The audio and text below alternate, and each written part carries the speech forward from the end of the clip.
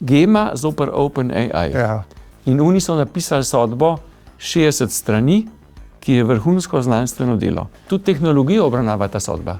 3 strani so samo tehnološke. In ko to bereš, pa vidiš, da pojma nimaš.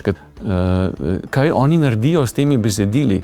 Oni jih naredijo strojno berljive, pol jih raztrančirajo, pol jih še bolj raztrančirajo. Potem so pa avtorski pravniki rekli, čakajte malo, vi tole vektorizirate, pa umetni prostori, pa ne vem kakšni, a vi res jemljete samo besede, ki so nevarovane, in to je besedilno in podatkovno rudarjenje dovoljeno, to je semantika, Ja.